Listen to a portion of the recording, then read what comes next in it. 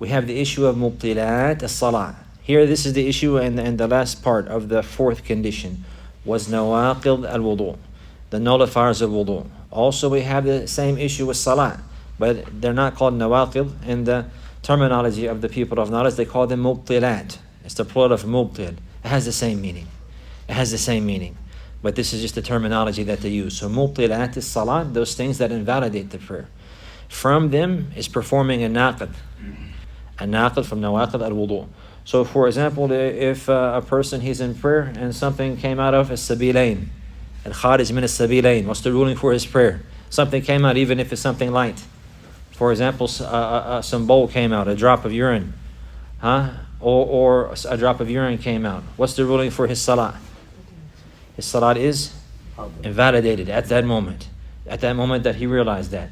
If some gas came out and he's certain about that, then what's the ruling for his salah? It's invalidated. Why? Why is it? How can you rule against this person's prayer? It's invalidated. Because his wudu is invalidated. Because these are from the nullifiers of the wudu, and the wudu is a condition. So the condition is that if it's not present, the ruling is not present.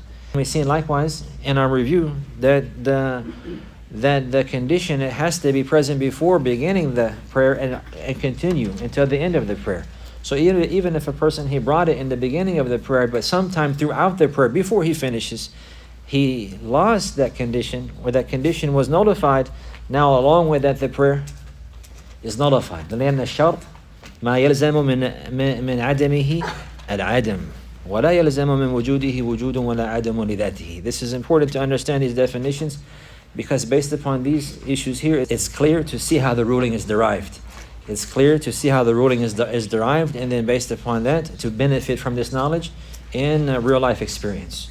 In real life experience, whenever a person, he himself is praying and some of these affairs happened, or whenever one of his children is praying and they asked the father about this affair, or the mother, or whenever the wife is praying and she asked her husband about this affair, he'll have the answer. He will know how to direct and guide, because he has knowledge which is light. Because he has knowledge which is light. So knowledge is light. So the more knowledge a person has, the further he can see, and the more clear he can see. So somebody who does not know these rulings whatsoever, what's the obligation for him to do? Is ask. فَاسْأَلُوا أَهْلَ الذِّكْرِ إِن كُنتُمْ لَا تَعْلَمُونَ. Ask the people of knowledge if you do not know. But if you do know, you don't have to ask the people of knowledge. So a person who knows these rulings here, now he has light and he's moving upon the straight path, upon insight. So this is something that he knows with certainty. So he will not have any doubts about what he's doing. He will be able to judge and base his judgment upon clear evidences in text, and he will know the ruling and how to move. And he will know the ruling and how to move, and he will not have to ask anybody, because he has learned. Because he has learned. We understand that because he has light.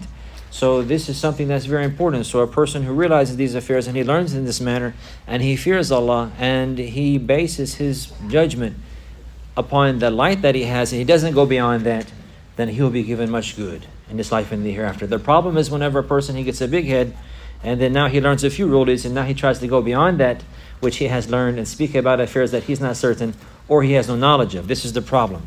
So there's a fine line, and it's dangerous for a person to traverse upon that way. But likewise, a person, he should not be negligent and be like, oh, I don't know the ruling. We have to call Sheikh so and so or Sheikh so and so. Whenever it's very clear, if somebody learned the hadith of the Prophet sallallahu alaihi wasallam, لا يقبل الله صلاة أحدكم إذا أحدث حتى يتوضأ, that Allah, He does not accept the salat of one of you if he makes the hadith until he makes wudu. He learns that, and he learns these rulings, and he learns these conditions. It's kharij min as-sabilain, naqid min nawaqid al-wudu, that something comes out of the two pathways. It will invalidate the wudu, because that's called a hadith. And the Prophet sallallahu alaihi wasallam said that indeed Allah, He does not accept the prayer of one of you if he makes a hadith until he makes wudu. So now he has this knowledge and is certain with him, and he has no doubts about that. So therefore, whenever it happens to him or he's asked about that, he will be able to speak upon knowledge and speak upon certainty, and he should not be afraid to do that likewise. And he should not back down and abandon likewise somebody who's in need of that knowledge from him while he knows, and say, oh no, you have to go ask the scholar, or you need to ask the sheikh. This is something that you already know. This is something that you already know. But if one is asked about something they do not already know, or they're in a circumstance themselves about something they do not already know, or something that they do not have certainty about, something that they did not study and did not learn, now they will have the wara. Now they will have the piety and the fear of Allah, and they will go and ask.